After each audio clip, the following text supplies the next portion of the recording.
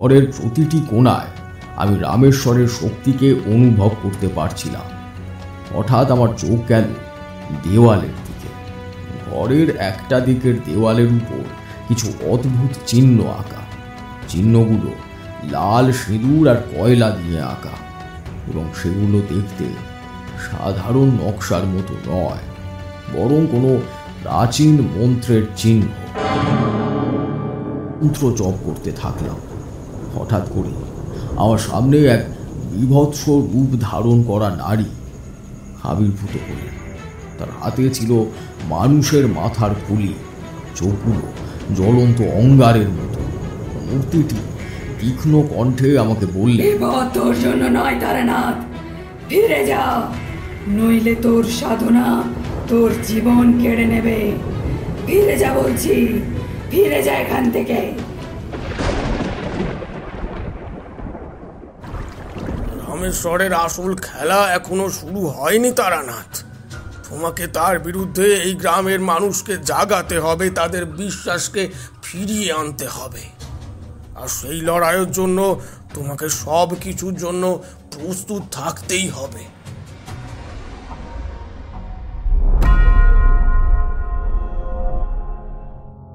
সাহিত্যের অলিগলিতে ছড়িয়ে পড়া গল্পগুলো জোড়া করার নাম হলো ক্রনিকল। হাই, আমি অঙ্কিতা। আজ ক্রনিকল আপনাদের শোনাতে চলেছে বিশিষ্ট লেখক অনিক চক্রবর্তীর কলমে ক্রনিকল অরিজিনালস প্রেজেন্টস তারানাথ তান্ত্রিক ও শ্বেতকালীর তাণ্ডব। শুরু হচ্ছে আজকের গল্প, তারানাথ তান্ত্রিক ও শ্বেতকালীর তাণ্ডব।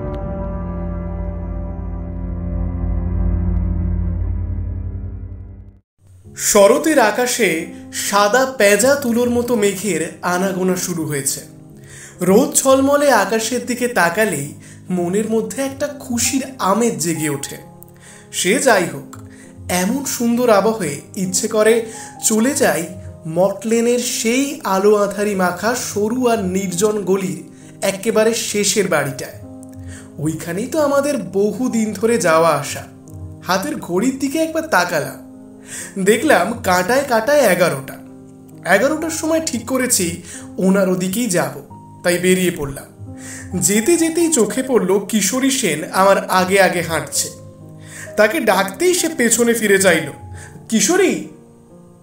তারপর আমরা দুজনের সামান্য কথাবার্তা সেরে মোড়ের মাথার পান বিড়ির দোকানটা থেকে 8 পয়সার পাসিং শো কিনে নিয়ে এগোলাম তারানাথের বাড়ির দিকে। বাড়িতে পৌঁছেই দেখা হয়ে গেল চারির সাথে। সে সযত্নে লালিত গাছগুলোর পরিচর্যায় মনোনিবেশ করেছিল। আমাদের দেখে বেশ খুশি হয়ে বলল, আরে কাকা বাবুরা যে, আপনারা আজ হঠাৎ? বাবা ভেতরেই আছেন, যান, দেখা পাবেন।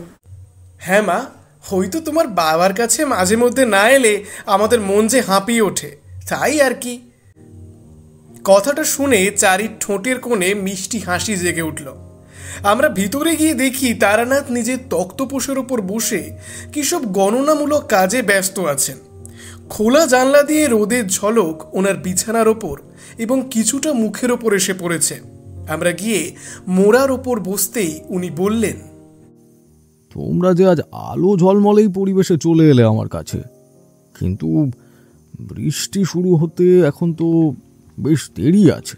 কি যে বলেন ঠাকুরমশাই, আপনি যেন সব জেনে বসে আছেন। মানছি আপনি আজগুবি গল্প বলতে ওস্তাদ লোক, কিন্তু তাই বলে এত বড় মিথ্যে কথাটা বলবেন এইটা কিন্তু আশা করি।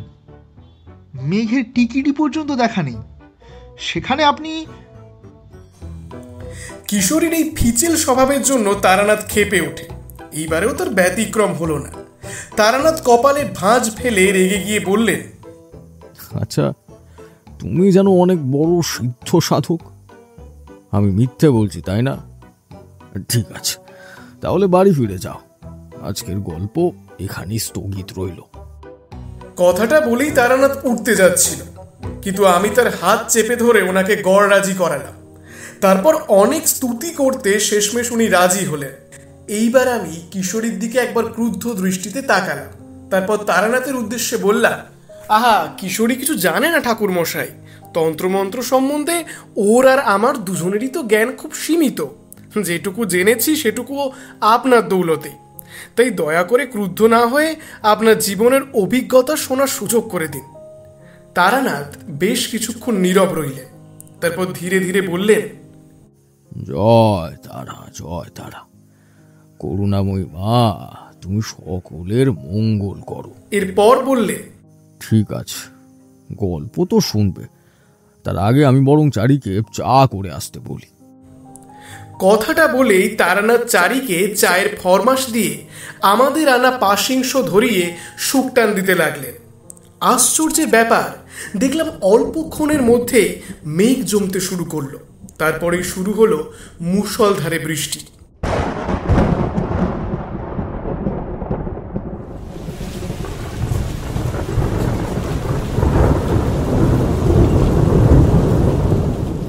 বৃষ্টির রমরমা দেখে সত্যি অবাক হয়ে গেলাম। ঠাকুরমশাই বলতে শুরু করলেন, সে আজ থেকে প্রায় বছর 25 আগের কথা। তখন আমি এক বিশেষ কাজে ত্রিপুরা গিয়েছিলাম। কাজটা শেষ হতে ভাবলাম এই সুযোগে একবার ঊনকোটির সেই বিশাল শৈল ভাস্কর্য দেখে আসা যাক। যেই ভাবা সেই কাজ। সেগুন আর অর্জুন গাছের গভীর অরণ্যের ভেতর দিয়ে পায়ে হেঁটে চললাম। চারিদিকে এমন নিস্তব্ধতা যে কেবল বুনো ফুলের গন্ধ আর পাখির ডাক ছাড়া কিছুই কানে আসছিল না। পথ চলতে চলতে যখন ঊনকোটির কাছে এসে পৌঁছালাম, তখন সূর্যের আলো গাছগাছালির ফাঁক দিয়ে তীর্যক ভাবে এসে পড়েছে। সেই আলো ছায়ার খেলায় মনে হচ্ছিল যেন এক মায়াবী জগতে এসে পৌঁছালাম। সেখানে পৌঁছে দেখলাম পাহাড়ের গায়ে পাথরের মূর্তিগুলো যেন জীবন্ত হয়ে রয়েছে। একদিকে বিশাল শিবের মুখ, যার জটা যেন পাহাড়ের চূড়া ছুঁয়ে যায়। তাকে ঘিরে রয়েছে গণেশ, দুর্গা আর আরও কত দেবদেবী। সেই স্থাপত্যগুলো দেখলে মনে হয় যেন কোনো শিল্পী নয়, স্বয়ং প্রকৃতি এদের সৃষ্টি করেছেন। দেখতে দেখতে হঠাৎ একটা অদ্ভুত মূর্তি আমার চোখে পড়ল। এরপর আমি দেখলাম পাহাড়ের কোল দিয়ে সূর্যদেব অস্ত যাচ্ছেন। আমি ফেরার পথ ধরতে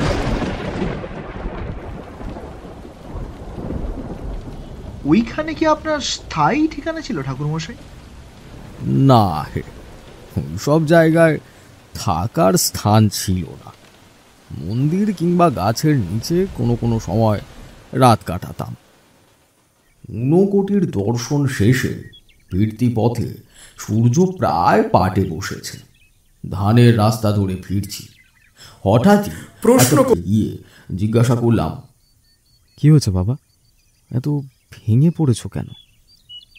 আমার কথা শুনেও সে কোনো উত্তর দিল না, শুধু হাত জোড়ো করে ইশারা করল।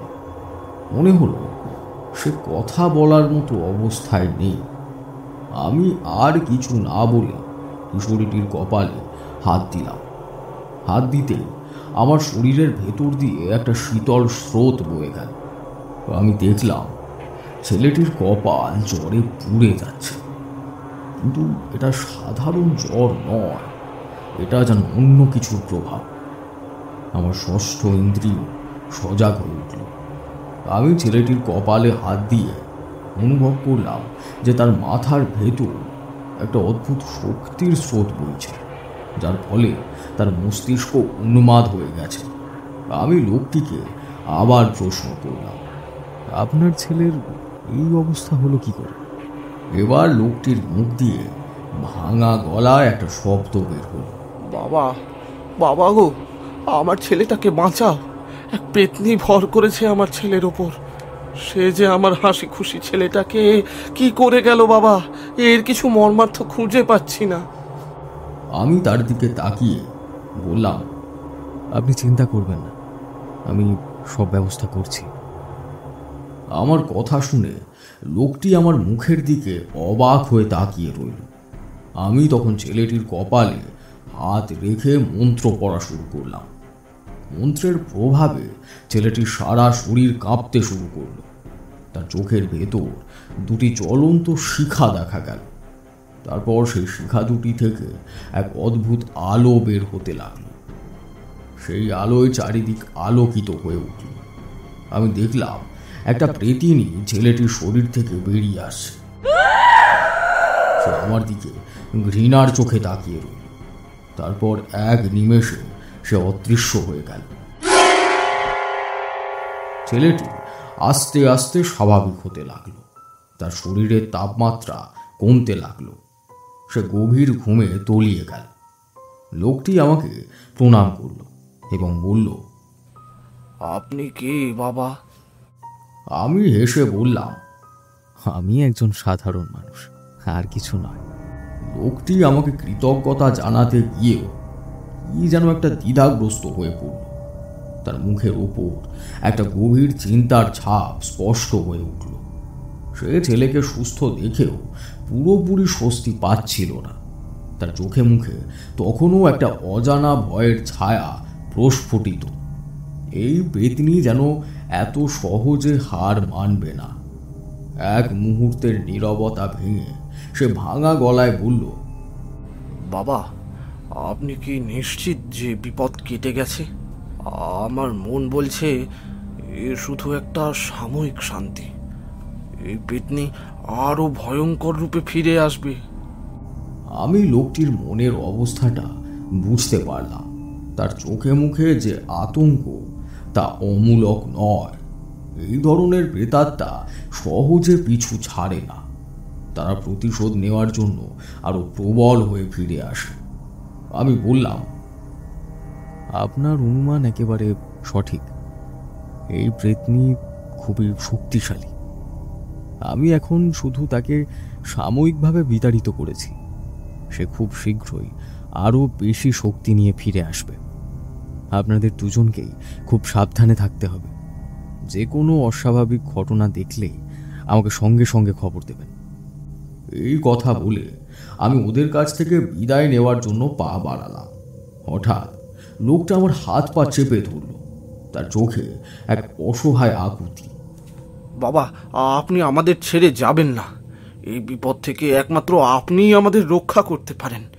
আপনার কাছে সবিনয় অনুরোধ, আপনি দয়া করে আমাদের বাড়িতে 2 দিন বিশ্রাম নিন। আপনার কাছে থাকলে আমরা নিজেদের সুরক্ষিত মনে করব। আমি এক মুহূর্তের জন্য থমকে গেলাম। লোকটির অনুরোধে এক গভীর আকুতি ছিল। ওর মুখের দিকে তাকিয়ে আমি বুঝতে পারলাম বিপদের গুরুত্বটা ঠিক কতটা। এই পরিস্থিতিতে ওদের একা ফেলে যাওয়াটা কোনোভাবেই উচিত হবে না।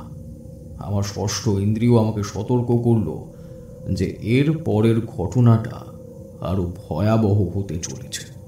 আমি অনিচ্ছা সত্ত্বেও ওর প্রস্তাবে রাজি হলাম। বললাম, বেশ, তাহলে চলো। তোমাদের বাড়িটা কোথায়? আমার কথায় লোকটির মুখে এক স্বস্তির ছাপ দেখা গেল। সে আমার হাত ধরে এগিয়ে চলল। অন্ধকার বনের রাস্তা ধরে আমরা এগোতে লাগলাম। দূরে কোথাও একটা শিয়াল ডেকে উঠল। চাঁদের হালকা আলো গাছের পাতার ফাঁক দিয়ে মাটিতে এসে পড়েছে। এক অদ্ভুত নিস্তব্ধতা চারিদিকে ঘিরে রয়েছে। এই নিস্তব্ধতার মধ্যে এক শীতল বাতাস যেন আমাদের স্পর্শ করে গেল। সেই স্পর্শের মধ্যে এক অজানা বিপদ লুকিয়েছিল, যার মুখোমুখি হতে আমরা প্রস্তুত ছিলাম না। লোকটির সঙ্গে অনেকটা পথ হেঁটে অন্ধকার বন পেরিয়ে আমরা এক গ্রামে এসে পৌঁছালাম। ছোট ছোট মাটির বাড়ি, চারিদিকে নিস্তব্ধতা। কয়েকটি বাড়ি পেরিয়ে এক বিশাল জীর্ণ কুটিরের সামনে এসে লোকটি বলল, বাবা, এইটাই আমাদের বাড়ি, ভেতরে আসুন। বাড়ির ভেতরে ঢুকতে আমার গা ছমছম করে উঠল। এখানে সাধারণ কুটিরের শান্ত স্নিগ্ধতা নেই, বরং একটা চাপা অস্বস্তি যেন প্রতিটি ধুলোর কণায় মিশে আছে। চারিদিকে একটা ভারী অপ্রীতিকর বাতাস বইছে। দেওয়ালে ঝুলছে অসংখ্য পুরনো অদ্ভুত ধরনের ছবি। এক কোণায় পুরনো খড় দিয়ে তৈরি একটা ধুলো মাখা মূর্তি রাখা আছে। মূর্তিটা দেখে আমার বুকটা কেঁপে উঠল। তার গড়ন খুব অদ্ভুত। এক পাশে একটি ত্রিনয়ন, অন্য পাশে শুধু একটি ছবি, মুখটা বিকৃত। তার গলায় একটা সাপের মূর্তি পেঁচানো। মূর্তির সামনে মেঝেতে রক্তের কালচে ছোপ দেখা যাচ্ছে, যা দেখে বোঝা যাচ্ছে এটি নতুন নয়। আমি লোকটির দিকে তাকিয়ে জিজ্ঞাসা করলাম, এই মূর্তি কিসের, আর এর এই অবস্থা কেন? লোকটি যেন হঠাৎ করে নীরব হয়ে গেল। তার চোখে মুখে এক ধরনের ভয়। সে ধীরে ধীরে বলল, বাবা, আপনি ঠিকই ধরেছেন। এই মূর্তির সঙ্গেই আমাদের সব বিপদ জড়িয়ে আছে। একটা সময় পর্যন্ত আমাদের সব ঠিকই ছিল, কিন্তু হঠাৎ করেই আমার বাড়িতে নানা রকম সমস্যা শুরু হয়ে যায়। ফসল নষ্ট হতে শুরু করে, গরু ছাগল অসুস্থ হতে থাকে। এক কথায় সব কিছু যেন উল্টে পাল্টে যাচ্ছিল। সেই সময় উনাকোটির শৈল ভাস্কর্য দর্শন করে এক সাধক আমাদের বাড়িতে আশ্রয় নিয়েছিলেন। উনি আমার দুর্দশার কথা শুনে বললেন যে এই সব কিছু এক অশুভ শক্তির প্রভাবে হচ্ছে। সেই সাধক আমাকে এক বিশেষ দেবীর উপাসনা করার পরামর্শ দিলেন। তিনি বললেন, এই দেবীর পুজো করলে সব বিপদ কেটে যাবে। লোকটি দীর্ঘশ্বাস ফেলে বলল, গত মাঘী অমাবস্যা তিথির দিন তার এক অনুচর এখানে এসেছিল। সে এই খড়ের বিগ্রহ দিয়ে তৈরি কালো মূর্তিটি ঘরে নিয়ে আসে। তারপর সেই বিগ্রহের সামনে বসে পূজা করতে শুরু করে। পুজোর নিয়ম ছিল, সেই দেবীকে প্রসন্ন করতে হলে আমার ছেলের রক্ত দিয়ে দেবীকে স্নান করাতে হবে। সেই দিন সে আমার ছেলের শরীর থেকে অনেকটা রক্ত বের করে সেই মূর্তিকে স্নান করায়। তারপর থেকেই আমার ছেলের এই অবস্থা। সেই যে অসুস্থ হলো, সেটা ক্রমে বেড়ে যাচ্ছিল। আজ তো আপনি দেখলেন তার অবস্থা কতটা খারাপ। লোকটির কথা শুনে আমি স্তব্ধ হয়ে গেলাম। এই মূর্তি আর এর সঙ্গে জড়িত রহস্য আমাকে গভীরভাবে ভাবিয়ে তুলল। এ কোনো সাধারণ দেবীর মূর্তি নয়, বরং কোনো অপদেবীর। আমি বুঝতে পারলাম এই বিপদ শুধু ছেলের অসুস্থতা নয়, এর পেছনে এক ভয়ঙ্কর খেলা চলছে। আমার মনের গভীরে এক গভীর সন্দেহ দানা বাঁধল। আমি বুঝতে পারলাম এ কোনো সাধারণ উপাসনা নয়, এক ভয়ঙ্কর তন্ত্র সাধনা। সাধকের বেশে যে লোকটা এসেছিল সে একজন শয়তানের উপাসক। সে তার অপদেবীর পুজো করার জন্য নিরীহ এই মানুষটাকে বেছে নিয়েছে, আর ওর ছেলেকে বলি হিসেবে ব্যবহার করা হচ্ছে। আমি লোকটার দিকে তাকিয়ে জিজ্ঞাসা করলাম, সাধকের অনুচর কি আবার আসবে বলে গিয়েছিল? লোকটি মাথা নেড়ে বলল, হ্যাঁ বাবা, সে বলেছিল যদি আমার ছেলে সুস্থ না হয়ে ওঠে তবে সে পূর্ণ অমাবস্যায় আবার আসবে এবং এই দেবীর জন্য আরো রক্ত নিয়ে যাবে। আমি লোকটির দিকে তাকিয়ে বললাম, এর কারণ কি জানেন? সেই সাধক আপনার ছেলের মাধ্যমে এই গ্রামের উপর তাদের অপদেবীর প্রভাব বিস্তার করতে চেয়েছিল, আর আপনার ছেলের শরীর থেকে রক্ত নেওয়ার মাধ্যমে সেই অশুভ শক্তি আরো শক্তিশালী হচ্ছে। লোকটি আমার কথা শুনে আতঙ্কিত হয়ে উঠল। তার চোখ থেকে জল গড়িয়ে পড়ল। সে বলল, তাহলে এখন কি হবে বাবা? আমার ছেলেকে কিভাবে বাঁচাবো? আমি বললাম, আপনি চিন্তা করবেন না, আমি থাকতে কোনো বিপদ আপনাদের ছুঁতে পারবে না। আমি এই অপদেবীর সঙ্গে লড়াই করব, কিন্তু তার আগে আমাকে জানতে হবে সেই সাধকের নাম কি। লোকটি উত্তর দিল, তার নাম রামেশ্বর। তার অনুচর সেই আমাকে এই বিগ্রহটা বানিয়ে দিয়ে গিয়েছিল আর বলেছিল এই বিগ্রহের মাধ্যমে দেবীর কৃপা আমাদের উপর বজায় থাকবে। আমি মনে মনে হাসলাম। রামেশ্বর, এই নামটা আমার কাছে পরিচিত। বহু বছর আগে আমরা গুরুদেবের কাছ থেকে এই রামেশ্বরের কথা শুনেছিলাম। সে এক ভয়ঙ্কর তান্ত্রিক ছিল। সে মানুষের দুর্বলতার সুযোগ নিয়ে তাদের জীবন ধ্বংস করে দিত। আমি নিজেকে প্রস্তুত করতে লাগলাম। আমি জানি এই লড়াই খুব সহজ হবে না, কারণ রামেশ্বরের মতো তান্ত্রিকের ক্ষমতা প্রচণ্ড বেশি। কিন্তু আমার বিশ্বাস আমি তাকে পরাজিত করতে পারব। আমি লোকটিকে বললাম, এখন থেকে আপনি আপনার ছেলেকে আমার কাছ থেকে এক মুহূর্তের জন্য দূরে যেতে দেবেন না। আমি তাকে সুস্থ করে তুলব, কিন্তু তার জন্য আমাকে কিছু কাজ করতে হবে। আপনি আমাকে একটা কালো কাপড়ের টুকরো আর কিছু বেল পাতা এনে দিন। লোকটি দ্রুত বেরিয়ে গেল। কিছুক্ষণের মধ্যে সে কালো কাপড় আর বেলপাতা নিয়ে ফিরে এল। আমি বেলপাতাগুলি হাতে নিয়ে মন্ত্র পড়তে শুরু করলাম। মন্ত্রের প্রভাবে বেলপাতাগুলি কাঁপতে লাগলো। তারপর আমি বেলপাতাগুলি কাপড়ে মুড়িয়ে লোকটির হাতে দিয়ে বললাম, এই কাপড়ের টুকরোটি আপনার ছেলের মাথার নিচে রেখে দিন, আর কাউকে এ কথা বলবেন না। এখন আপনি যান এবং ঘুমিয়ে পড়ুন। কাল সকালে আমি এই বিগ্রহের একটা বিহিত করব।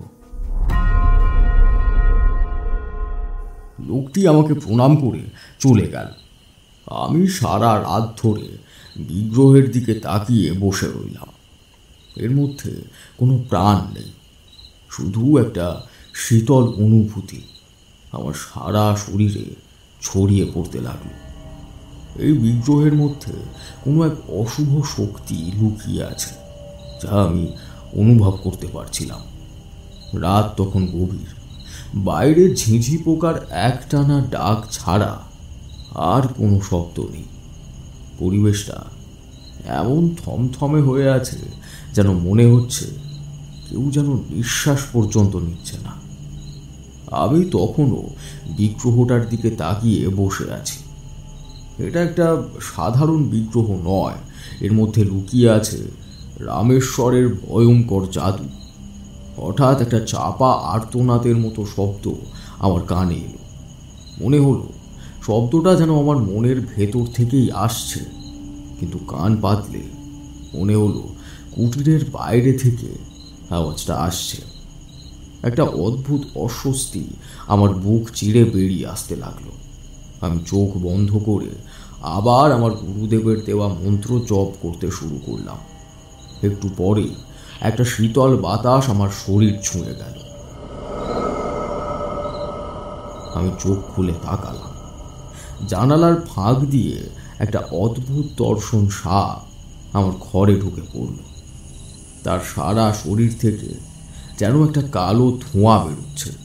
তার চোখগুলো জ্বলন্ত আগুনের মতো লাল। আমি ভয় পেলাম না। সেই সাপটা একা আসেনি, রামেশ্বরের পাঠানো অশুভ শক্তি এর মধ্যে ভর করে এসেছে। আমি আগে থেকেই প্রস্তুত হয়েছিলাম। বিগ্রহটাকে ঘিরে লাল সিঁদুরের একটা রেখা টেনে রেখেছিলাম। সেই রেখা রামেশ্বরের অশুভ শক্তিকে বিগ্রহর কাছে আসতে দেবে না। আমি নিজের সামনে 5টি ধূপ জ্বালিয়ে তারা মন্ত্র জপ করতে শুরু করলাম। সাপটা মন্ত্রের প্রভাবে কুটিরের মেঝেতে একটা বৃত্তাকার রেখা তৈরি করে তার মধ্যে আটকে গেল।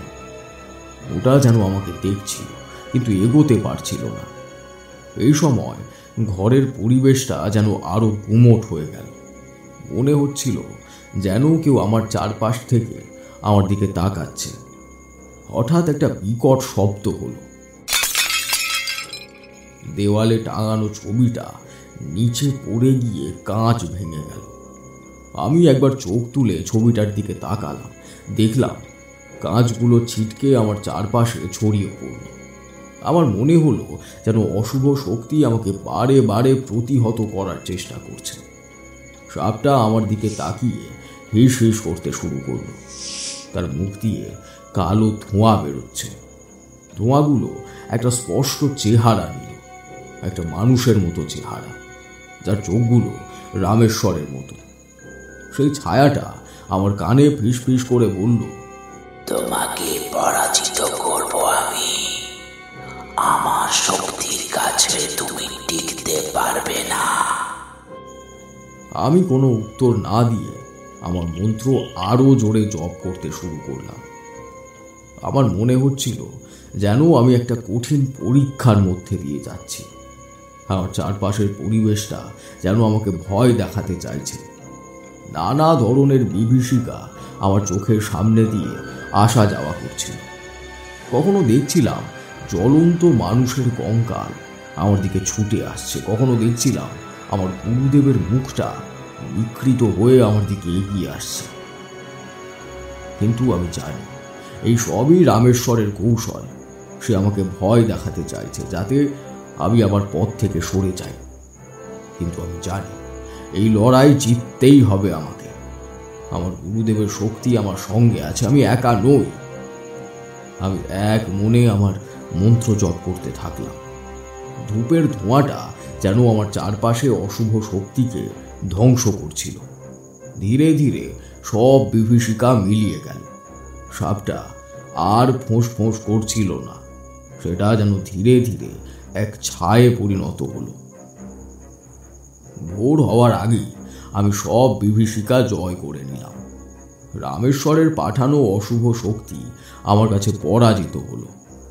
কিন্তু আমি জানি শুধু একটা ছোট লড়াই নয়, আসল লড়াইটা এখনো বাকি। রামেশ্বরের মুখোমুখি আমাকে হতেই হবে। আমি চোখ খুলে তাকালাম। পূর্ব দিক থেকে সূর্য উঠেছে। নতুন দিনের শুরু, নতুন একটা লড়াইয়ের জন্য আমি প্রস্তুত। ভোরের নরম আলো কুটিরের মেঝেতে এসে পড়ল। বিগ্রহটা একপাশে পড়েছিল, তার তেজ অনেকটা কমে এসেছিল। আমি উঠে দাঁড়ালাম। সারা রাতের ক্লান্তি আমাকে ছুঁতে পারেনি। আমার মনে এক নতুন দৃঢ়তা। রামেশ্বরের পাঠানো শক্তিকে আমি পরাজিত করেছি, কিন্তু আমার মন বলছিল এটা কেবল একটা শুরু। রামেশ্বর সহজে হার মানবে না। আমি কুটিরের দরজা খুলে বাইরে বের হলাম। ভোর হয়েছে, কিন্তু গ্রামের রাস্তা এখনো প্রায় জনশূন্য। বাড়ির কেউই তখনও শয্যা ত্যাগ করেনি। বাইরে থেকে কেবল একটা কাকের ডাক শোনা যাচ্ছে। আমি নদীর দিকে হাঁটতে শুরু করলাম, হাত মুখ ধোয়ার জন্য। আমার মন জুড়ে তখন কেবলই রামেশ্বরের চিন্তা। কি এমন শক্তি তার কাছে আছে যার জন্য আমার গুরুদেব তাকে এতটা সতর্ক করেছিলেন? এই প্রশ্নটা আমাকে কুড়ে কুড়ে খাচ্ছিল। নদীর ঘাটে পৌঁছে দেখি একজন বৃদ্ধ লোক বসে আছেন। তার পরনে গেরুয়া বসন, হাতে একটি রুদ্রাক্ষের মালা, মুখটা শান্ত, চোখে গভীর এক দৃষ্টি। আমাকে দেখে তিনি মৃদু হাসলেন। তার হাসিটা দেখে আমার কেমন জানি একটা পরিচিত অনুভূতি হলো। মনে হলো এই হাসি আমি বহু বছর থেকে চিনি। তুমি যে লড়াইটা জিতেছো সেটা রামেশ্বরের একটা ছোট খেলা মাত্র তারানাথ। তিনি আমার দিকে না তাকিয়ে এই কথাগুলো বললেন। আমি চমকে উঠলাম।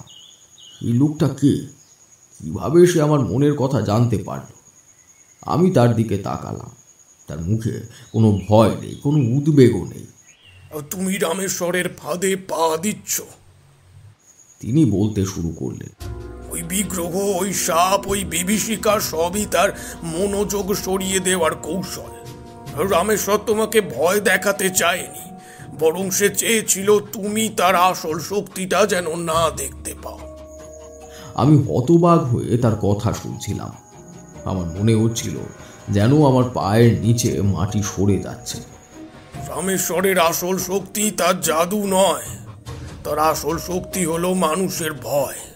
যে মুহূর্তে তুমি তাকে ভয় পেতে শুরু করবে, সেই মুহূর্তেই তুমি পরাজিত হবে। আর তুমি তোমার ভয়কে জয় করতে পারলেও আসল লড়াইটা তোমার নিজের সাথে নয়, রামেশ্বরের সাথে। তার আসল শক্তি হলো এই গ্রাম, এই গ্রামের মানুষজন। সে তাদের বিশ্বাসকে নিজের জাদুর বশে নিয়ে এসেছে। তুমি যদি রামেশ্বরকে হারাতে চাও, তোমাকে এই গ্রামের মানুষের বিশ্বাস ফিরিয়ে আনতে হবে। আমি তার দিকে তাকিয়ে অনেকক্ষণ কিছু বলতে পারলাম না। তিনি যেন আমার মনটা পড়ে নিয়েছেন। কিন্তু কেন কেন সে এমনটা করবে? আমি জিজ্ঞাসা করলাম। রামেশ্বরের শক্তি অনেক পুরনো। বেশ কয়েক বছর ধরে সে এই গ্রামে নিজের প্রভাব বিস্তার করে আসছে। সে শুধু একজন সাধারণ তান্ত্রিক নয়, আর সে হলো এখানকার এমন এক সাধক যে বহু বছর ধরে এখানে কালো শক্তির সাধনা করে নিজেকে এক অসীম কালো শক্তির দ্বারা বলীয়ান করেছে। তোমাকে যদি তাকে হারাতে হয় তাহলে তোমাকে তার আসল উৎসটা খুঁজে বের করতে হবে। আমি তার দিকে তাকিয়ে রইলাম। আমার মাথায় যেন সব নতুন করে সাজানো হচ্ছে। আমার লড়াইটা শুধু একটা তান্ত্রিকের বিরুদ্ধে নয়, এই গ্রামকে কেন্দ্র করে এক গভীর ষড়যন্ত্রের বিরুদ্ধে। কিন্তু কে আপনি? আপনি কিভাবে এত কিছু জানেন? বৃদ্ধ এবার আমার দিকে তাকালেন। তার চোখে এক অদ্ভুত করুণা। আমার নাম ভৈরব। আমি রামেশ্বরের শক্তিকে বহু বছর ধরে অনুসরণ করছি, কিন্তু আমি একা ওকে হারাতে পারিনি। আর তাই হয়তো আমাকে তোমার মতো একজন শুভ শক্তির উপাসকের জন্য অপেক্ষা করতে হয়েছে। তিনি উঠে দাঁড়ালেন। নদীর জল তার পায়ে এসে স্পর্শ করল। রামেশ্বরের আসল খেলা এখনো শুরু হয়নি তারানাথ। তোমাকে তার বিরুদ্ধে এই গ্রামের মানুষকে জাগাতে হবে, তাদের বিশ্বাসকে ফিরিয়ে আনতে হবে। আর সেই লড়াইয়ের জন্য তোমাকে সব কিছুর জন্য প্রস্তুত থাকতেই হবে।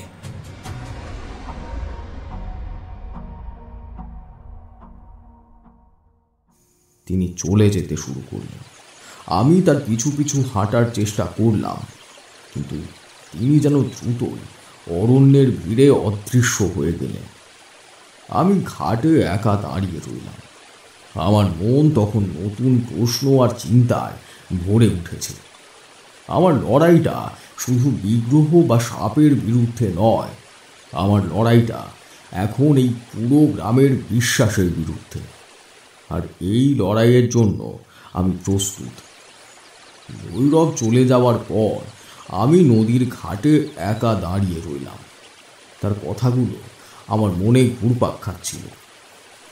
রামেশ্বর শুধু একজন তান্ত্রিক নন, সেই গ্রামের মানুষের বিশ্বাসকে নিয়ন্ত্রণ করে।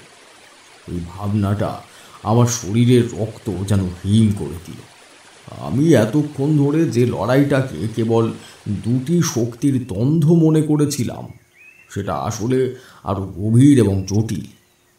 আমি কুটিরে ফিরে এলাম, কিন্তু আমার মন আর শান্ত নেই। সারা রাত জেগে থাকার কারণে ক্লান্তি এখন যেন আরো তীব্র হচ্ছে। কিন্তু এই ক্লান্তি আমাকে ঘুমোতে দিল না, বরং আরো বেশি করে সতর্ক করে তুলল। আমি জানি ভৈরবের কথাগুলো সত্যি। রামেশ্বর আমার উপর সরাসরি আক্রমণ করেনি, কারণ সে চেয়েছিল আমার মনোবল ভেঙে যাক। কিন্তু আমি যদি আমার ভয়কে জয় করে তার বিরুদ্ধে রুখে দাঁড়াই, তাহলে তার আসল শক্তি হুমকির মুখে পড়বে। আমি রামেশ্বরের সব শক্তিকে ধ্বংস করতে পারি না, কিন্তু আমি তার প্রভাবকে দুর্বল করে দিতে পারি। দুপুর নাগাদ আমি সেই বাড়িতে ফিরলাম। দরজার কাছে পৌঁছে দেখি গৃহস্বামী উদাস মনে দাওয়ায় বসে আছেন। তার চোখে মুখে গভীর উদ্বেগ, যেন তিনি কোনো কঠিন সমস্যার সমাধান করছেন। আমাকে দেখে একটু চমকে উঠলেন। তারপর তার মুখের ভাবটা আরো চিন্তিত হয়ে উঠল। কি ব্যাপার, আপনি এখানে বসে আছেন কেন? আমি জিজ্ঞাসা করলাম। আপনার ছেলে কি ঠিক আছে? আমার প্রশ্ন শুনে তিনি যেন নিজেকে একটু সামলে নিলেন। তার চোখে একটা করুণ চাহনি। ছেলেটা কেমন যেন হয়ে গেছে সাধু বাবা। সকাল থেকে কিছু খাচ্ছে না, কারোর সঙ্গে কথা বলছে না। তার কথা শুনে আমার বুক কেঁপে উঠল। আমার মনে হলো নিশ্চয়ই রামেশ্বরের অশুভ শক্তি আমার অনুপস্থিতিতে তার উপর প্রভাব ফেলেছে। আমি তড়িঘড়ি তার ঘরে প্রবেশ করলাম। ছেলেটা চুপচাপ খাটের এক কোনায় বসে আছে। তার চোখ দুটো স্থির, যেন কোনো কিছুর দিকে তাকিয়ে আছে, কিন্তু কিছুই দেখছে না। তার মুখটা ফ্যাকাশে হয়ে আছে। ওর কি কোনো জ্বর হয়েছে? আমি তার কপালে হাত দিয়ে দেখলাম কোনো জ্বর নেই, কিন্তু তার শরীর অস্বাভাবিক রকমের ঠান্ডা। না, কোনো জ্বর নেই, কিন্তু তার এই অবস্থা দেখে আমি ভয় পেয়ে গেছি। সকালে ঘুম থেকে উঠে দেখি ঘরের দেয়ালের দিকে তাকিয়ে আছে। আমি যখন তার কাছে গেলাম, সে আমাকে দেখেই ছিটকে সরে গেল, যেন আমাকে চিনতে পারছে না। আমি চারপাশে তাকালাম। এই ঘরের প্রতিটি কোণায় আমি রামেশ্বরের শক্তিকে অনুভব করতে পারছিলাম। হঠাৎ আমার চোখ গেল দেওয়ালের দিকে। ঘরের একটা দিকের দেওয়ালের উপর কিছু অদ্ভুত চিহ্ন আঁকা। চিহ্নগুলো লাল সিঁদুর আর কয়লা দিয়ে আঁকা, এবং সেগুলো দেখতে সাধারণ নকশার মতো নয়, বরং কোনো প্রাচীন মন্ত্রের চিহ্ন। আমি সঙ্গে সঙ্গে চিনতে পারলাম এই চিহ্নগুলো রামেশ্বরের সেই বিশেষ মন্ত্রের অংশ, যা সে তার সাধনার সময় ব্যবহার করেছিল। এই চিহ্নগুলো এক ধরনের বাঁধন তৈরি করে, যা মানুষের ইচ্ছা শক্তিকে পরাধীন করে দেয়। এই চিহ্নগুলো এখানে কিভাবে এলো? আমি গৃহস্বামীকে জিজ্ঞাসা করলাম। তিনি ভয়ার্ত গলায় বললেন, আমি জানি না সাধু বাবা, সকালে যখন ঘর পরিষ্কার করতে এসেছিলাম তখন এগুলো ছিল না। মনে হয় ছেলেটা এগুলো এঁকেছে। আমি ছেলেটার দিকে তাকালাম। তার চোখগুলোর মধ্যে যেন রামেশ্বরের মন্ত্রের প্রভাব রয়েছে।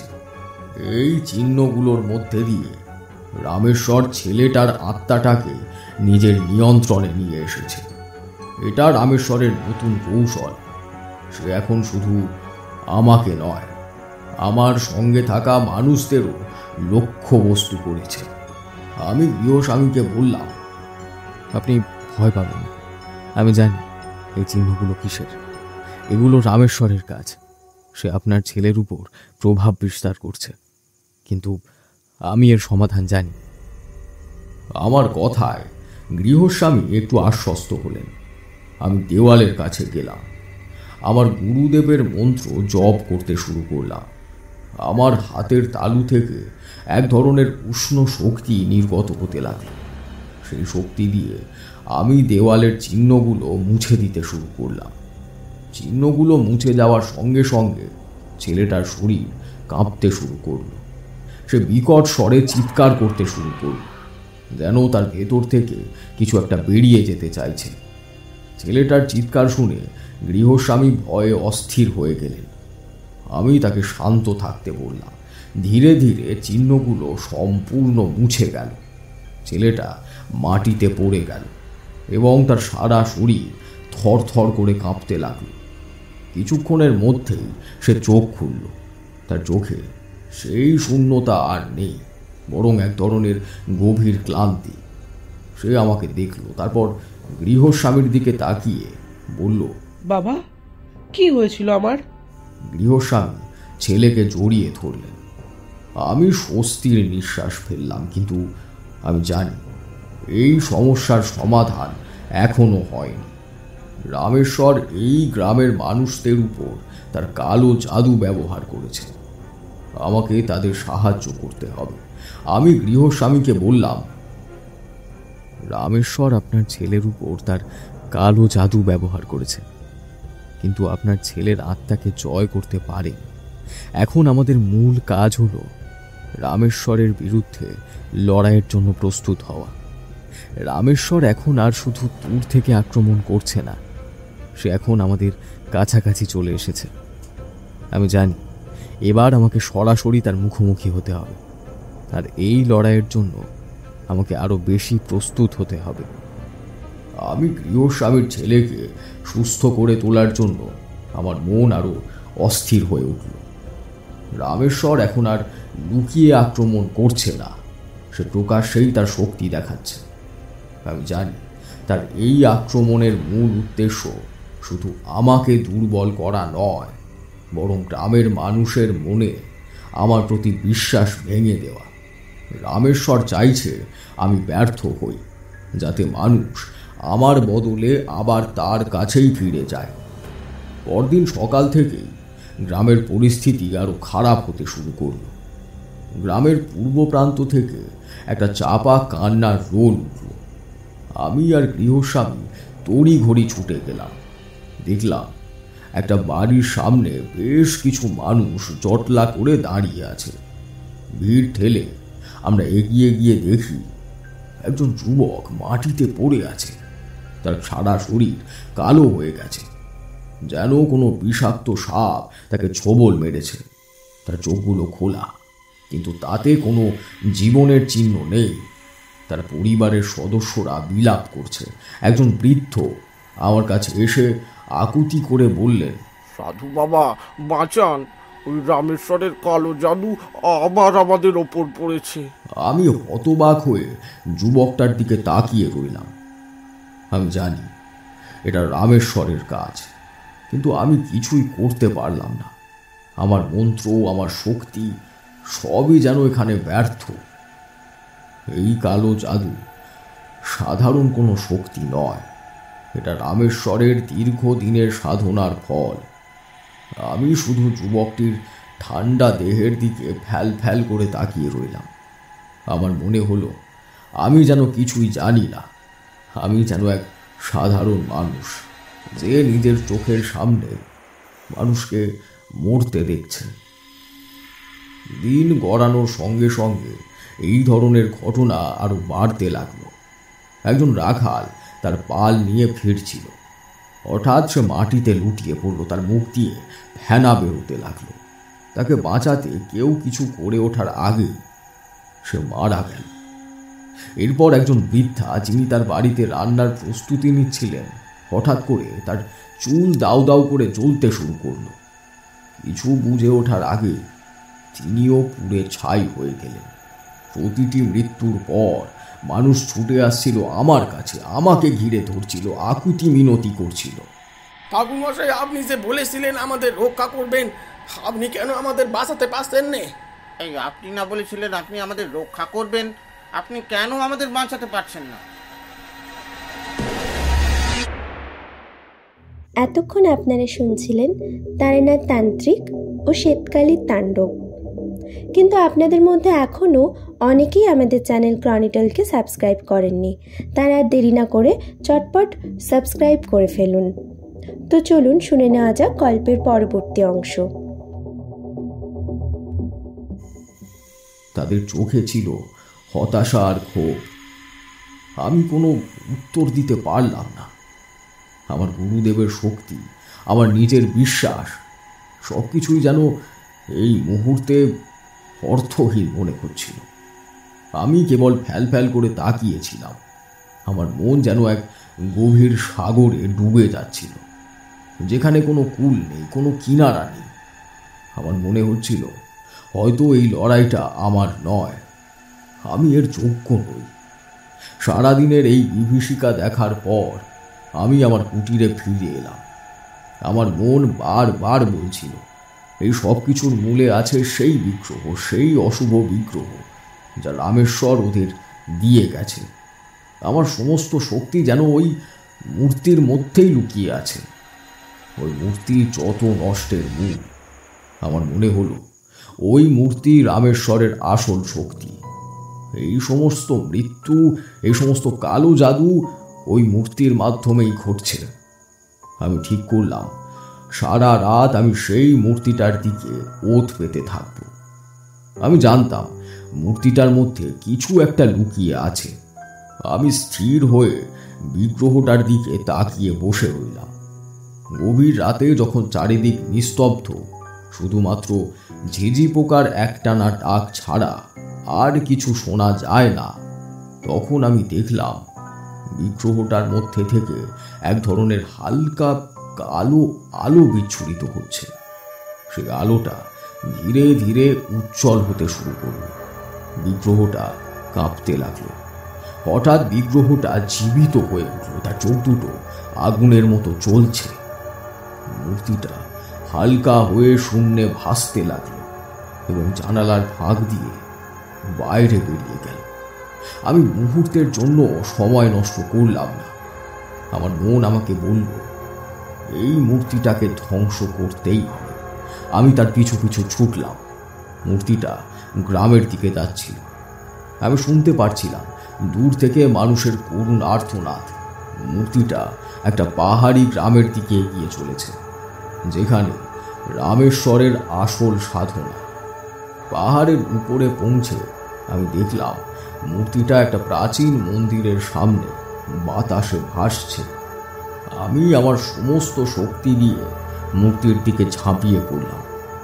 আমার উদ্দেশ্য ছিল মূর্তিটাকে ভেঙে দেওয়া, কিন্তু যখনই আমি মূর্তিটাকে স্পর্শ করলাম, আমার শরীরে এক ধরনের তীব্র বিদ্যুৎ প্রবাহ বয়ে গেল। মূর্তিটা যেন আমাকে প্রতিহত করল। আমি ছিটকে দূরে পড়ে গেলাম। বুঝতে পারলাম এই মূর্তি সহজে ধ্বংস হওয়ার নয়।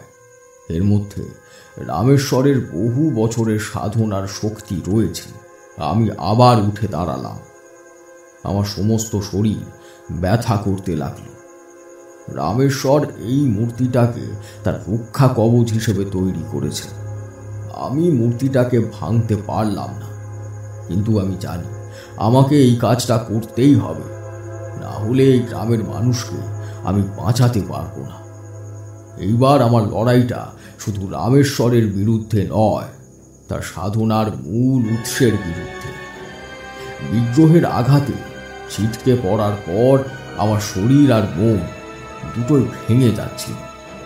রামেশ্বরের শক্তি এতটা অপরিরোধ্য হবে সেটা তো কল্পনাও করি।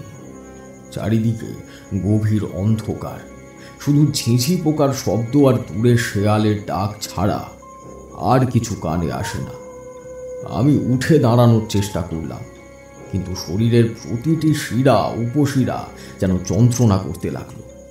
এই মুহূর্তে আমার মনে হলো, কিন্তু শরীরের প্রতিটি শিরা উপশিরায় অসহ্য যন্ত্রণা করতে লাগলো।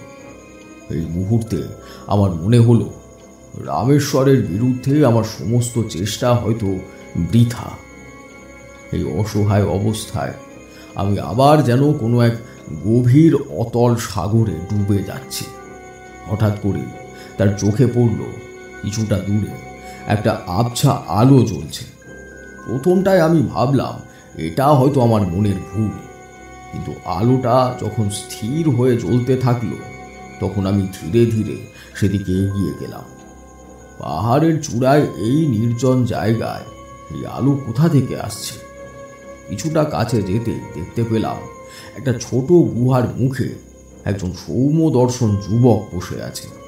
তার সারা শরীর থেকে যেন এক স্নিগ্ধ জ্যোতি বিচ্ছুরিত হচ্ছে। আমি অবাক হয়ে গেলাম, এই গভীর রাতে এখানে এই মহাপুরুষ।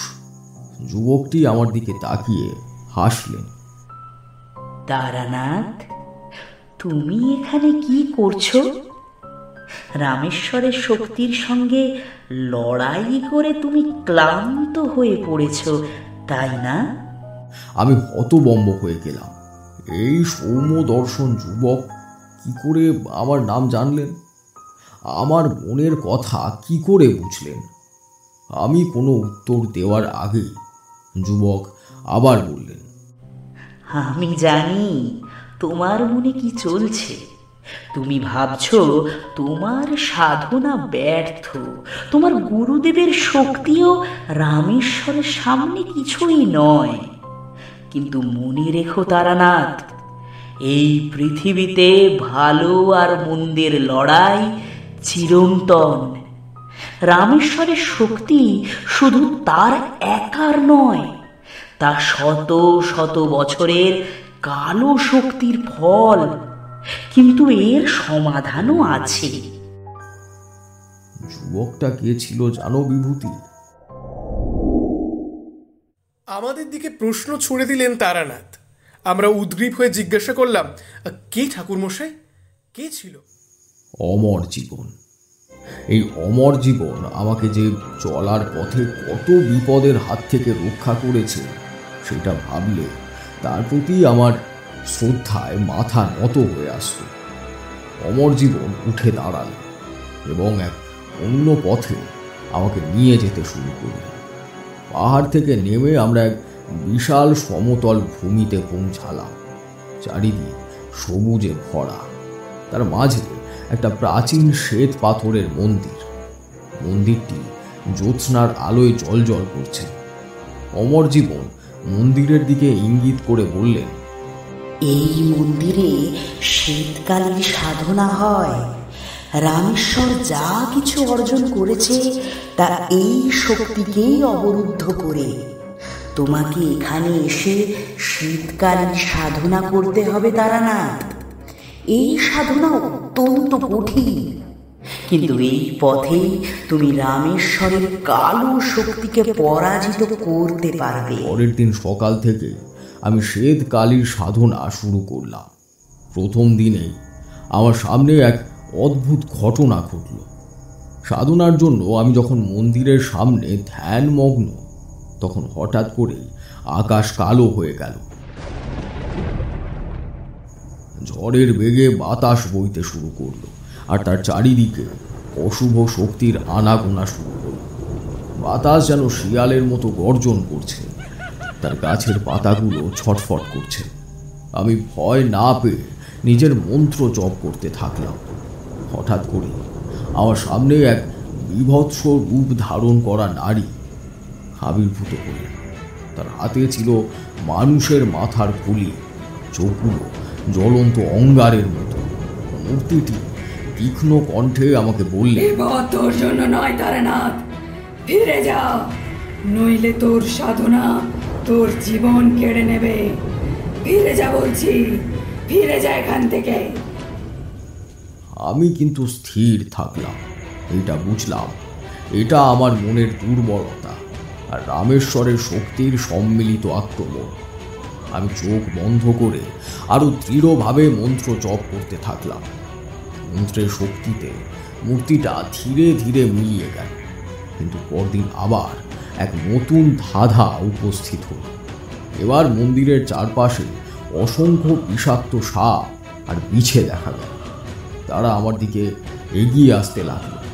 আমি স্থির হয়ে ধ্যান করে চললাম আর মনে মনে প্রার্থনা করতে লাগলাম, মা কালী, তুমি আমার শক্তি, মা, আমার রক্ষা করো। আমার মন্ত্রের প্রভাবে সাপগুলো ধীরে ধীরে মন্দিরের চারপাশে একটা অদৃশ্য সুরক্ষা বলয় তৈরি করল। দিনের পর দিন এই ধরনের ধাঁধা আসতে থাকলো। কখনো আমার মনে গভীর হতাশা জন্ম নিত, কখনো আবার প্রিয়জনেদের করুণ আর্তনাদের শব্দ আমি শুনতে পেতাম। আমার মন প্রায় দ্বিধাগ্রস্ত হয়ে উঠত। আমি ভাবতাম, আমার পক্ষে কি কঠিন সাধনা করা সম্ভব? একদিন রাতে আমি যখন গভীর ধ্যানমগ্ন, তখন আমি অনুভব করলাম আমার শরীরের ভেতর থেকে সমস্ত শক্তি যেন কেউ শুষে নিচ্ছে। এক ধরনের তীব্র শীতলতা আমার শরীরকে গ্রাস করছে। আমি বুঝলাম এটা রামেশ্বরের সরাসরি আক্রমণ। আমি মন্ত্র জপ করার চেষ্টা করলাম, কিন্তু আমার কণ্ঠ থেকে কোনো শব্দ বেরোলো না। আমি যখন মৃত্যুর খুব কাছাকাছি, তখন হঠাৎ করে মন্দিরের ভেতর থেকে শ্বেতকালীর প্রতিমা থেকে এক উজ্জ্বল সাদা আলো বের হয়ে তার চারিদিক ঘিরে ফেলল। হঠাৎ করে অমর জীবন সেখানে হাজির হলেন। তার চোখ থেকে এক অদ্ভুত জ্যোতি বের হচ্ছিল। তিনি আমার সামনে দাঁড়িয়ে রামেশ্বরের কালো শক্তির দিকে তাকিয়ে বললেন, রামেশ্বর, তোমার সময় শেষ। তারানাথের সাধনাকে এভাবে ভাঙা যাবে না। পরদিন যখন সূর্য উঠল, আমি দেখলাম আমার শরীরটা যেন নতুন জীবন পেয়েছে। সারা রাতের আক্রমণে দুর্বলতা কেটে গিয়ে এক অসীম শক্তি আমাকে ঘিরে ধরেছে। অমর জীবন আমার দিকে তাকিয়ে হাসলেন। তারানাথ, তুমি রামেশ্বরের সবচেয়ে বড় আক্রমণকে প্রতিহত করেছ। তোমার সাধনা সম্পূর্ণ হয়েছে। এবার শ্বেতকালীর শক্তি তোমার মধ্যে সঞ্চারিত হয়েছে। তাই বুঝি, কিন্তু ওই তান্ত্রিক তো এখনো শেষ হয়নি। আমার কি করণীয়? অমর জীবন ঋজু ভঙ্গিতে বসে পড়লেন আমার সামনে। তারপর চোখ বুজে বললেন, তারানাথ, আজকের দিনটা এই পাহাড়ি মন্দিরে আমাকে আর তোমাকে থাকতে হবে। আমি এইখানে আজকে একটা স্বপ্ন দেখব, আর তুমি গোটা রাত জেগে দেবীর সামনে তার বীজ মন্ত্র জপ করতে থাকবে।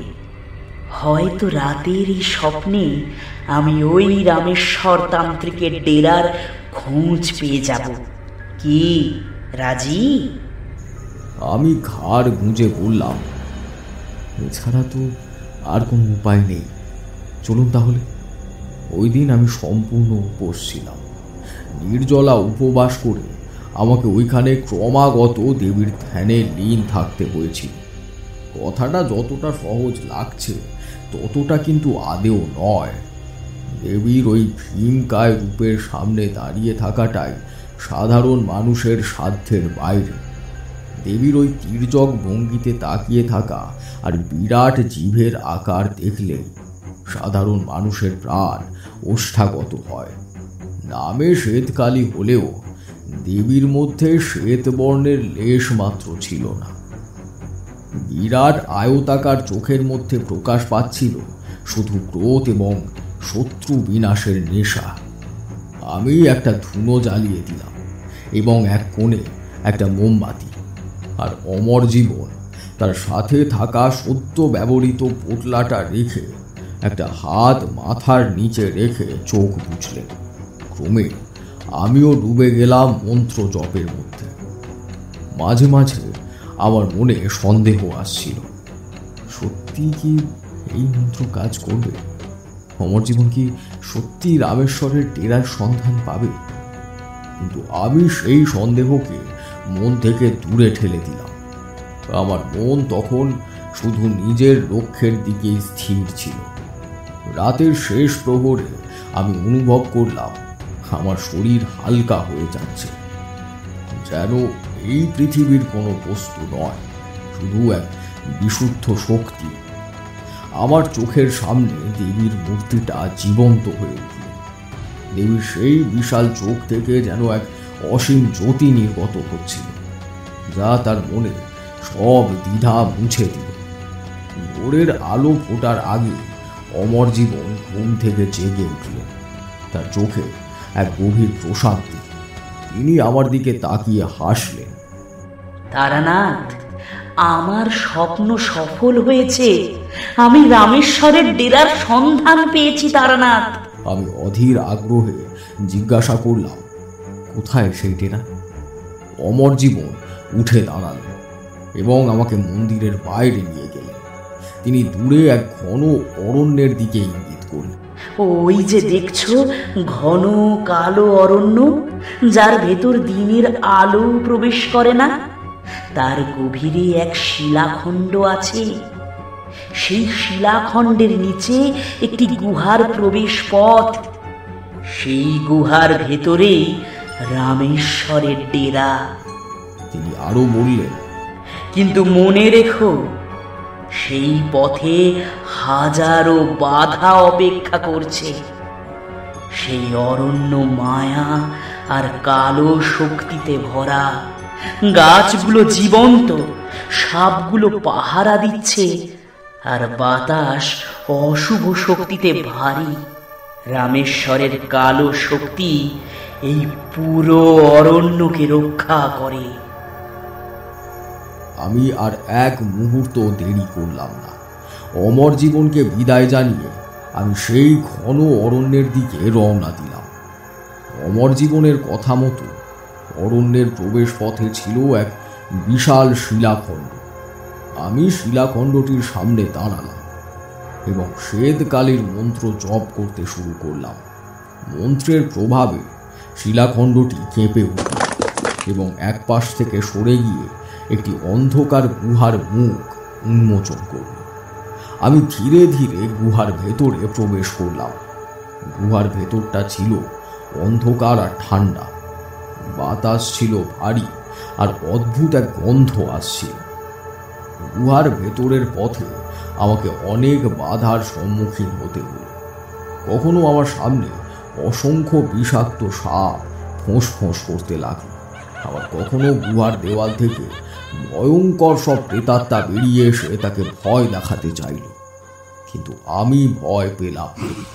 আগেই আমার গাত্র বন্ধন করা ছিল এবং আমার শরীরের মধ্যে শ্বেতকালীর শক্তি অনুভব করলাম। প্রতিটি মন্ত্রের সঙ্গে সঙ্গে তার ভেতর থেকে এক সাদা আলো নির্গত হচ্ছিল, তার সমস্ত বাধা আর ভয়কে দূরে সরিয়ে দিচ্ছিল। অনেক বাধা পেরিয়ে আমি যখন গুহার শেষ প্রান্তে পৌঁছালাম, তখন আমি দেখলাম রামেশ্বর একটা অন্ধকার কোণে বসে আছে। তার সামনে জ্বলছে সেই আগুন। রামেশ্বরের চোখ থেকে এক তীব্র ঘৃণা ঝরে পড়ছিল।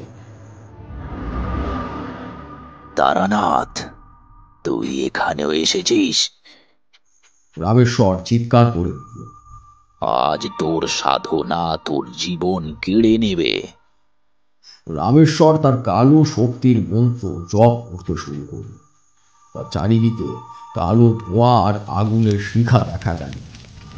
রামেশ্বরের শক্তি এতই প্রবল ছিল যে গুহার ছাদ পর্যন্ত কাঁপতে শুরু করল।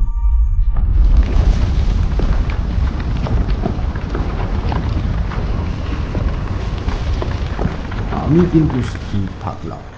আমি চোখ বন্ধ করে শ্বেতকালীর বীজ মন্ত্র জপ করতে শুরু করলাম। আমার শরীর থেকে আলোর এক তীব্র রশ্মি বেরিয়ে এসে রামেশ্বরের কালো ধোঁয়াকে মুহূর্তের মধ্যে গ্রাস করল।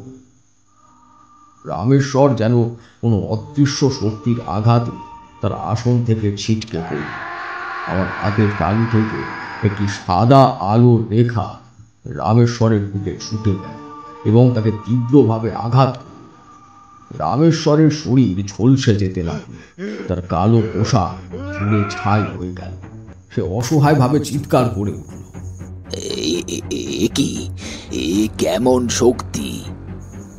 আমার মধ্যে মায়ের সিদ্ধি ছিল। আমি নিজের শক্তির সৎ প্রয়োগ করে ওই নরমুণ্ডুটা তার হাত থেকে কেড়ে নিলাম। সেইটা সে শক্ত করে চেপে ধরেছিল এবং বারবার আমার দিকে তাকিয়ে বলছিল, ছেড়ে দে, এটা আমার, এটা আমি কিছুতেই তোকে ধ্বংস করতে দেব না, এইটাই যে আমার প্রাণ। আমার ঠোঁটের কোণে জেগে উঠল সেই হাসিটা। আমি হাসতে হাসতে বললাম, ঠিক আছে, এটাই আমার জানা ছিল না তান্ত্রিক। এইবার তোমার মৃত্যু আমার হাতেই লেখা। আমি তোমার এই শক্তি হরণ করে তোমাকে একেবারে উচিত শাস্তি দেব। প্রস্তুত থেকো। তুমি অনেকের অনেক ক্ষতি করেছ, কিন্তু এইবার তোমার দিন ফুরিয়ে এসেছে। না না, তুই ওটা আমাকে ফিরিয়ে দে। আমি এখান থেকে চলে যাব, এই গ্রাম ছেড়ে আমি চলে যাব। আমি যদি মরে যাই তাহলে তোর কিন্তু ক্ষতি হবে অনেক বেশি, সাবধান করে দিচ্ছি। আমি ওই হুঙ্কারে ভয় পাই না। আমি কালীর উপাসক। তোকে আমি বিন্দু মাত্র ভয় করি না। জয় মা কালী। আমি আর দেরি না করে ওই কঙ্কালের মাথাটা ধরলাম, তারপর সেটাতে আগুন ধরিয়ে দিলাম। মুহূর্তের মধ্যে নরমুণ্ডুটা পুড়ে ছাই হয়ে গেল। রামেশ্বরের সমস্ত কালো শক্তি নিমেষে উধাও হয়ে গেল। রামেশ্বরের শরীর থেকে প্রাণ শক্তি দ্রুত বেরিয়ে যেতে লাগলো এবং সে মাটিতে পড়ে মারা গেল। আমি দেখলাম আমার সামনে পড়ে আছে শুধু ছাই। রামেশ্বরের মৃত্যুর পর আমি গভীর শান্তি অনুভব করলাম। যে কাজের জন্য আমি এসেছিলাম সেই কাজ সম্পূর্ণ হয়েছে। এইবার আমি নিশ্চিন্তভাবে অন্য জায়গায় যেতে পারব। আমার সাধনা সম্পূর্ণ হয়েছে। আমি অমর জীবনের কথা মনে করে গুহার বাইরে চলে এলাম। ভোরের আলো এসে নিজেকে এক নতুন মানুষ হিসেবে অনুভব করল, যে শুধু একজন সাধারণ মানুষ নয়, বরং শ্বেতকালীর সাধক। গ্রামে ফিরে গিয়ে ওই ব্রাহ্মণের বাড়ির সামনে গিয়ে দাঁড়ালাম। আমার হাতে ধরা ছিল একটা সাদা পদ্ম, যা কালীর উপাসনায় ব্যবহার করেছিলাম। ব্রাহ্মণ আমার দিকে ফ্যাল ফ্যাল করে তাকিয়ে রইল, তারপর বলল, সাধু বাবা, আপনার কাছ থেকে অনেক সাহায্য পেয়েছি, কিন্তু আমার ছেলেটার কি হলো বলুন দেখি। দেখলাম তার ছেলে চোখ উল্টে তখনও পড়ে আছে মাটিতে। আমি তার মাথায় ছুঁয়ে দিলাম সেই শ্বেত পদ্ম। ফুলের স্পর্শ পাওয়া মাত্র ছেলেটা ঠিকরে উঠল এবং তার দেহ থেকে বেরিয়ে এলো এক রাশ কালো ধোঁয়া। তার দেহটা খানিকক্ষণের জন্য ঊর্ধ্বে উঠল, যেন কেউ তাকে ভাসিয়ে রেখেছে। তার বাবা ভয় পেয়ে গেলেও আমি তাকে সান্ত্বনা দিলাম এবং মন্ত্র পড়লাম। তারপর চিৎকার করে বললাম, চলে যা, ওর দেহ থেকে চলে যা, ওকে ছেড়ে দে বলছি। ওই শক্তি ধীরে ধীরে ওর দেহ ত্যাগ করল। তারপর ক্রমেই সকালের নীল আকাশে মিলিয়ে গেল। ওই মুহূর্তেই চোখ পড়ল বাড়ির ঠিক কার্নিশে একটা লক্ষ্মী পেঁচা এসে বসেছে। ধবধবে সাদা ওই পেঁচাকে দেখে তিনি তো অবাক হয়ে গিয়েছিলেন। আমার দিকে ইশারায় চেয়ে রইলেন। আমি মৃদু হেসে বললাম, আপনার বাড়ির সমস্ত অপবিত্রতা দূর হয়ে গেছে। শুভ শক্তির আগমনে আপনার ঘর পূর্ণ হয়ে উঠবে। এবার থেকে আপনারা নিশ্চিন্ত। গল্প বলা শেষ করলেন ঠাকুরমশাই। আমরা নির্বিকারভাবে ওনার দিকে তাকিয়ে রইলাম। কিশোরী প্রশ্ন করল, ঠাকুরমশাই, আপনি এরপর অমর জীবনের দেখা পেয়েছিলেন? ঠাকুরমশাই সিগারেট ধরিয়ে বেশ কয়েকটা শুক টান দিলেন। তারপর বললেন, ওই দিন আর দেখা না পেলেও পেয়েছিলাম অন্য ঘটনার সূত্রে। অমর জীবনই আমাকে রক্ষা করেছিল সেই সময়। না, এইবার উঠি। এইবার আমাদের বিদায় নেওয়ার সময়। আমরা উঠে পড়লাম। আবার একদিন আমরা হাজির হব ঠাকুরমশাইয়ের জীবনের নতুন কোনো অভিজ্ঞতা নিয়ে। আপাতত আজকের মতো বিদায়।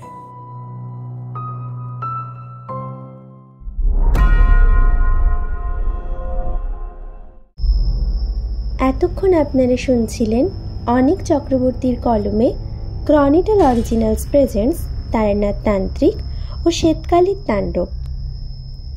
চরিত্রায়নে বিভূতি ও বৃদ্ধ ভৈরব শুভায়ু, কিশোরী সোমেশ, তারানাথ তান্ত্রিক রূপম, গ্রামের জৈনিক ব্যক্তি ও বৃদ্ধ রাহুল, অমর জীবন আবির, তান্ত্রিক রামেশ্বর মিনহাজুল, বিভৎস দর্শন নারী মূর্তি সান্ত্বনা, চারি অন্বেষা, অসুস্থ কিশোর অর্ক এবং অন্যান্য চরিত্রে রাহুল ও Shubhayu. Sound design Somesh, poster design Sourav এবং সমগ্র পরিচালনায় শুভায়ু।